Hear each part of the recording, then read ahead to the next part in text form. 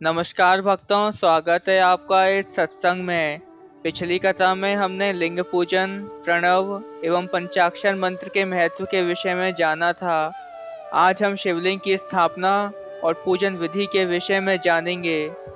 ऋषियों ने पूछा, सूत जी, शिवलिंग की स्थापना कैसे करनी चाहिए तथा उसकी पूजा कैसे, किस काल में तथा किन वस्तुओं द्वारा करनी चाहिए। सूत जी ने कहा, महर्षियों, मैं तुम लोगों के लिए इस विषय का वर्णन करता हूँ। इसे ध्यान से सुनो और समझो। अनुकूल एवं शुभ समय में किसी पवित्र तीर्थ में, नदी के तट पर, ऐसी जगह पर शिवलिंग की स्थापना करनी चाहिए जहाँ रोज पूजा कर सकें। पार्थिव, जलमय अथवा तेजस द्रव्य से पूजन करने से उपासक को पूजा करने का पूरा फल प्राप्त होता है। शुभ लक्षणों में पूजा करने पर यह तुरंत फल देने वाला है। चल प्रतिष्ठा के लिए छोटा शिवलिंग श्रेष्ठ माना जाता है। अचल प्रतिष्ठा हेतु बड़ा शिवलिंग अच्छा रहता है। शिवलिंग की पीठ सहित स्थापना करनी चाहिए।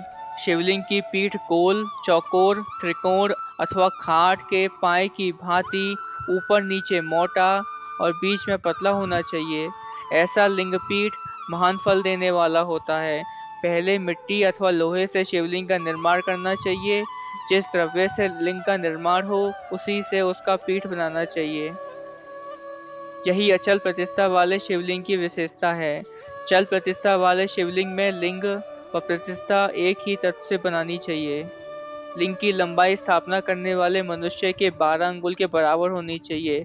इससे कम होने पर फल भी कम प्राप्त होता है, परंतु 12 अंगुल से लंबाई अधिक भी हो सकती है। चल लिंग में लंबाई स्थापना करने वाले के 1 अंगुल के बराबर होनी चाहिए, उससे कम नहीं।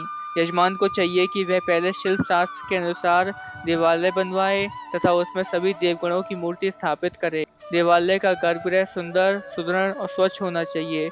उसमें पूर्व और पश्चिम में 2 मुख्य द्वार हों। जहाँ शिवलिंग की स्थापना करनी हो, उस स्थान के गड्ढे में नीलम, लाल वैदुर्य, श्याम, मरकट, मोती, मूंगा, गोमेद और हीरा, इन 9 रत्नों को वैदिक मंत्रों के साथ छोड़ें।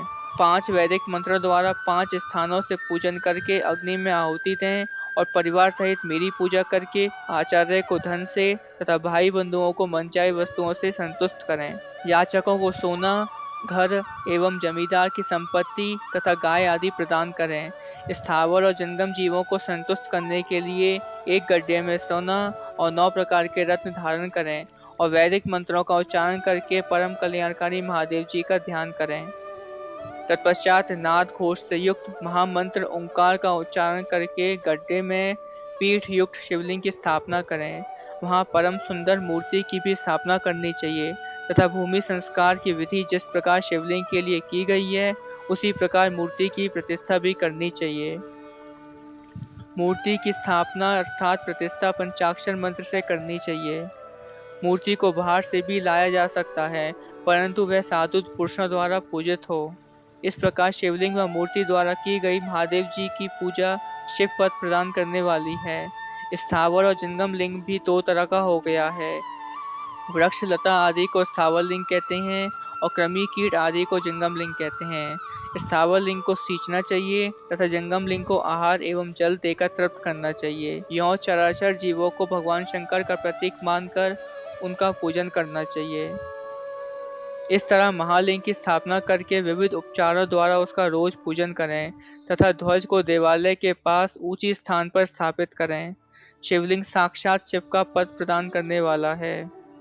आवाहन, आसन, अघर्य, पाद, पादांग, आचमन, स्नान, वस्त्र, यज्ञोपवित्र, गंध, पुष्प, धूप, दीप, नैवेद्य, तांबुल, समर्पण, निराजन, नमस्कार और विसर्जन, ये 16 उपचार हैं। इनके द्वारा पूजन करें।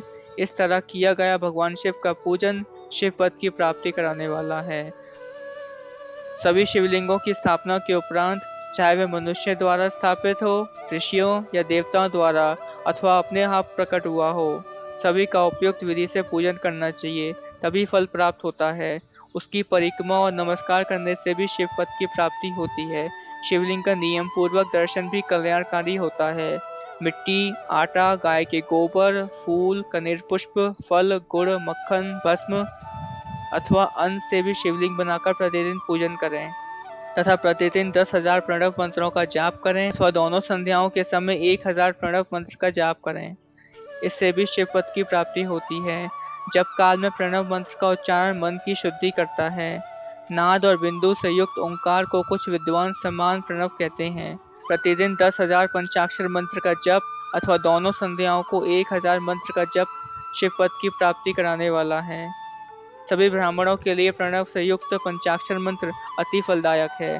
कलश से किया स्नान, मंत्र की दीक्षा, मातृकाओं का न्यास, सत्य से पवित्र अथाकरण, ब्राह्मण तथा ज्ञानी गुरु सभी को उत्तम माना गया है। पंचाक्षर मंत्र का 5 करोड़ जाप करने से मनुष्य भगवान शिव के समान हो जाता है। 1, 2, 3 अथवा 4 करोड़ जाप करके मनुष्य ब्रह्मा, विष्णु, रुद्र तथा महेश्वर का पद प्राप्त कर लेता है। यदि 1000 दिनों तक प्रतिदिन 1000 पंचाक्षर मंत्रों का जाप किया जाए और प्रतिदिन ब्राह्मण को भोजन कराया जाए तो इससे भी अभिष्ट कार्य की सिद्धि होती है।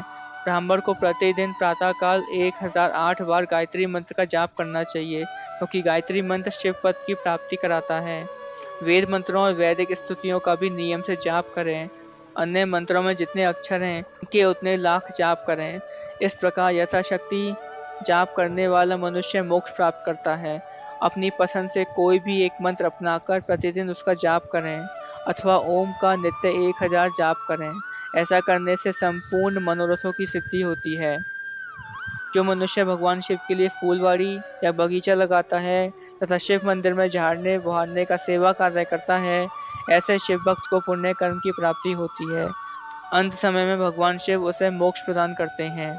काशी में निवास करने से भी योग और मोक्ष की प्राप्ति होती है, इसलिए मृत्यु समय तक भगवान शिव के क्षेत्र में निवास करना चाहिए। उस क्षेत्र में स्थित बावड़ी, तालाब, कुआं और तालाब को शिवलिंग समझकर वहां स्नान, दान और जाप करके मनुष्य भगवान शिव को प्राप्त कर लेता है।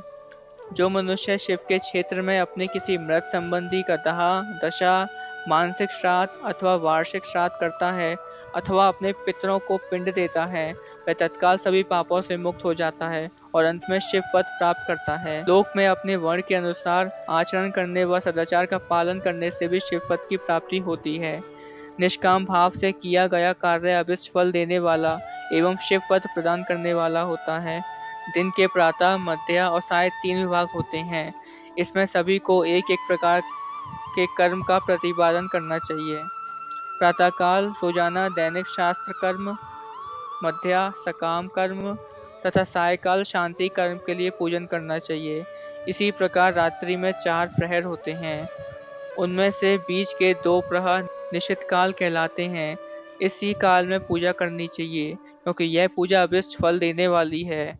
कलयुग में कर्म द्वारा ही फल की सिद्धि होगी। इस प्रकार विधि पूर्वक और समय अनुसार भगवान शिव का पूजन करने वाला मनुष्य को अपने कर्मों का पूरा फल मिलता है। अगली कथा में हम मोक्षदायक पुण्य क्षेत्रों के बारे में जानेंगे।